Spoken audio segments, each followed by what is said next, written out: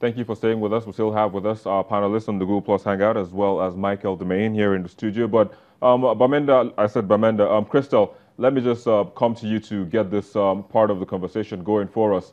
I mean, so he was actually just talking about how, we can move from where we are, talking about solutions now on how to counter, violent extremism.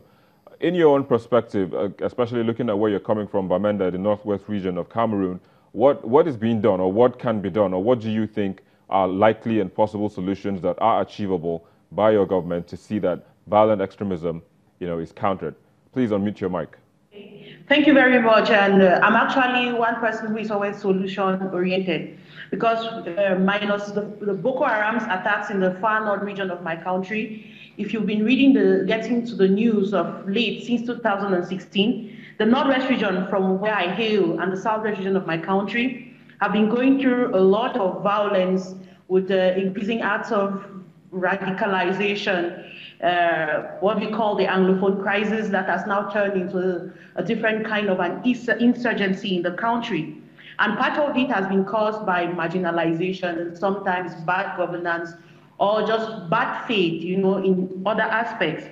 So when I look at the situation of my country, for example, I want to give the solutions I want to put forward is, first of all, promoting leading initiatives that promote tolerance at all levels. Tolerance in the fact that Cameroon, first of all, is home to over 270 ethnic groups. That already says that we have our different cultural identities, which are very strong. And respect for these cultural identities is very important for peace to be sustained. And understanding that each culture, each person brings in something into the bigger picture, which must be respected. And in that light, marginalization can effectively be taken away, which is one of the reasons that is causing violent extremism in my country. Secondly, there are acts of youth and unemployment, which is a very rampant thing. We know that is one of the prominent causes of that, the identity issues and the unemployment. One thing we could do is engaging young people in sustainable income generating activities.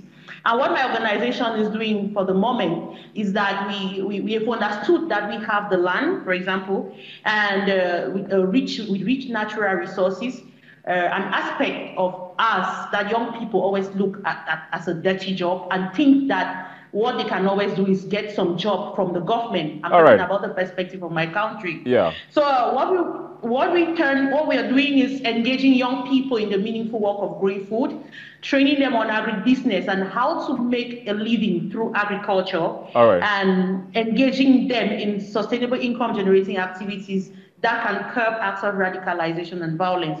Fantastic. We also engaged in using drama.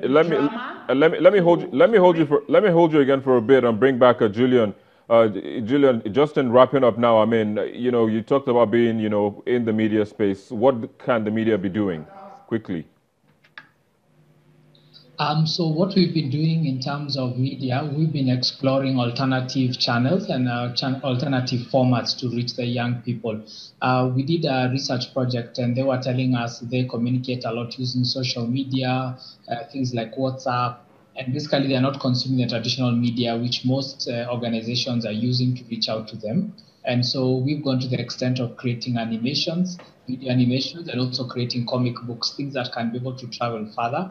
And also the characters in the stories are people who look like them, who are going through similar things, so that we avoid talking down at them, but we're able to seamlessly integrate, even use the type of lingua that they find natural with. I think also, I just wanted to react to something that was said earlier in terms of what African governments are doing.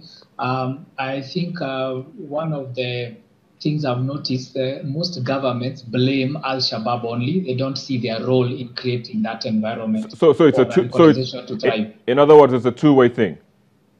Yes, it's a two-way, and not even two-way. Before they blame the porous borders or doctrine, the first thing should be as government, are there certain things we are doing that are already preparing the youth to be vulnerable? So that includes police brutality. Very well. We talked about land issues, Very well. human rights issues. So if someone is on edge, whoever will come and give a comforting arm or shoulder to cry on, that will happen. All and right. if So to look at Tanzania, for example.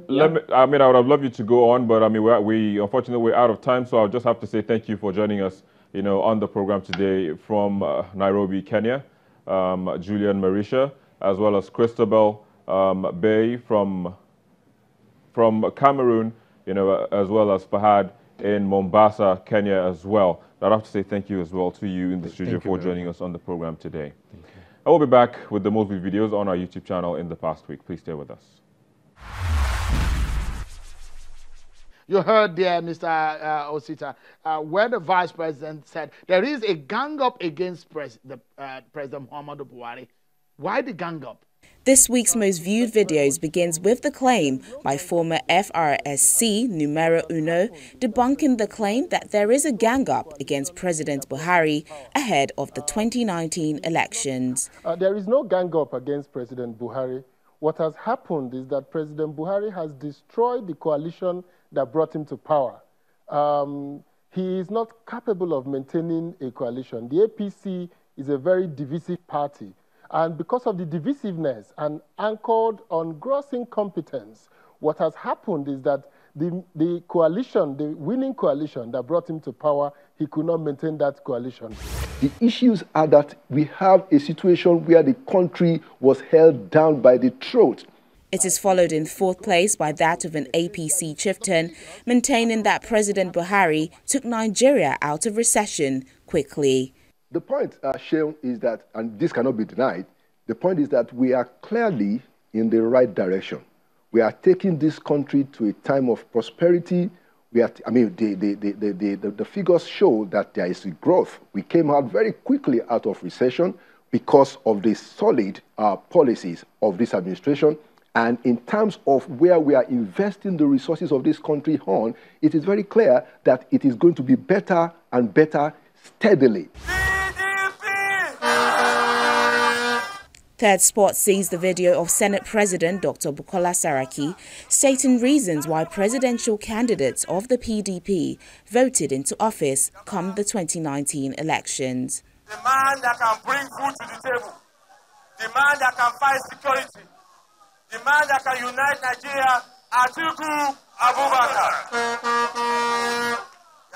It is about food, it's about security, and we'll vote Atiku Abubakar. In second is the PDP launch of their presidential campaign in the northwest region of Nigeria. While the most viewed video in the past week is that of Imo State Governor Rochas Okorocha asking President Buhari to intervene in some hitches in the APC.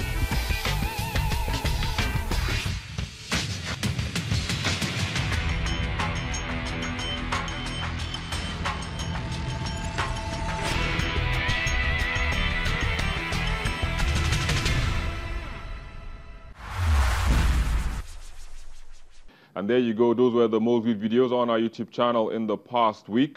However, apart from solutions identified, NGOs and civil society groups have also been organizing programs to sensitize people of the dangers that comes with violent extremism. Hopefully, this will in the long run pay off and bring to an end cases of bombings by global terrorist groups and individuals the world over.